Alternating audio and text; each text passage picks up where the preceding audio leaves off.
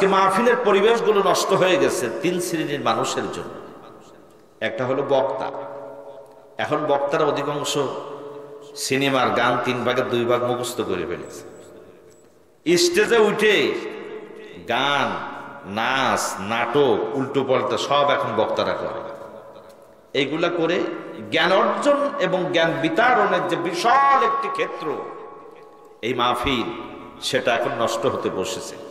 এখন অনেক জায়গায় জ্ঞানী মানুষেরা মাহফিল শুনতে যায় না, জানে যে বক্তারা ফাইজলামি কথাবার্তা বলবে, বাপ বেটা পাশাপাশি বসা যায় না, ওর সাথে বাড়ি থাকে। এর কারণে এক শ্রেণীর বক্তাদের জন্য এই দিন প্রচারের ক্ষেত্রটা আজকে নষ্ট হতে বসেছে। 2 নম্বর হলো কমিটি। এখন অধিকাংশ কমিটির অধিকাংশ জায়গায় মূল লক্ষ্য হলো টাকা কালেকশন করা।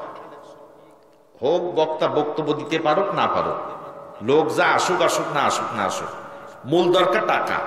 এই জন্য সে টাকা কালেকশন করতে করতে 11টা 11:30 পার করে তারপর প্রধান বক্তা উঠায়, গুটি কয়েক লোক থাকে, প্রধান বক্তা 2-4 কথা বলে মনোজাত করে দেয়। টাকা তো অবশ্যই দরকার আছে, টাকা ছাড়া বক্তা হবে না, টাকা ছাড়া মাহফিল হবে না, টাকা ছাড়া মাদ্রাসা চলবে না, মসজিদ চলবে না, সব ঠিক আছে।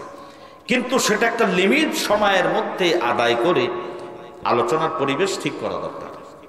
3 নম্বর হলো শ্রোতা। এক শ্রেণীর শ্রোতারা আছে, তারা আসে শুধু বক্তার কণ্ঠ কেমন, চেহারা কেমন এটা দেখার জন্য। এসে এক নজর দেখার পর বাস তারা চলে যায়, বলে হ্যাঁ দেখা হয়ে গেছে, শোনা হয়ে গেছে, চলে গেল। এই 3 শ্রেণী মানুষের জন্য আজকে মাহফিলগুলো নষ্ট হয়ে যাচ্ছে। আমি আশা করি আজকের মাহফিল তার থেকে ভিন্ন। আলহামদুলিল্লাহ বলেন। আমাদের হাজার হাজার শ্রোতার দরকার নাই।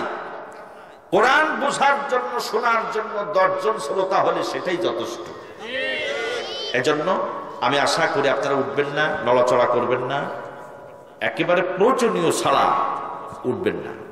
আল্লাহ তাআলা আমাদের তৌফিক দান করুন কথা শোনা, কথা বলার। জোরে বলুন আমিন।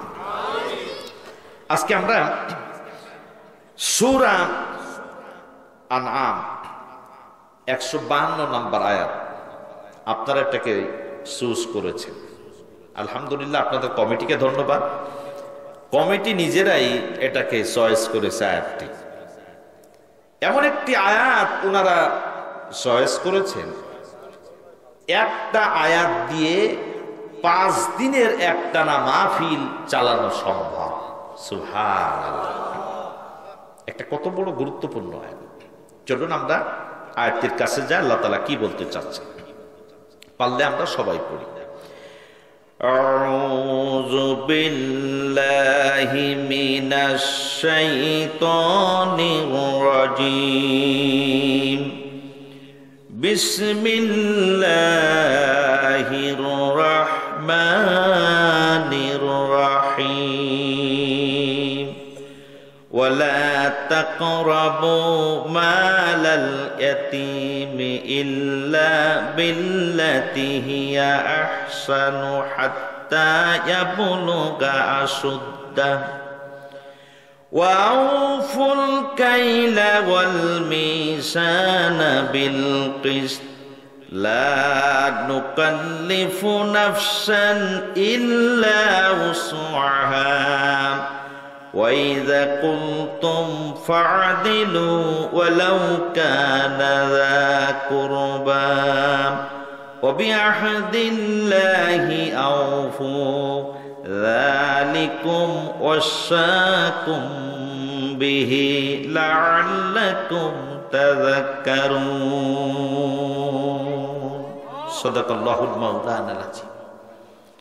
সূরা আনআম 152 নম্বর আয়াত। আল্লাহ রাব্বুল আলামিন বলছেন,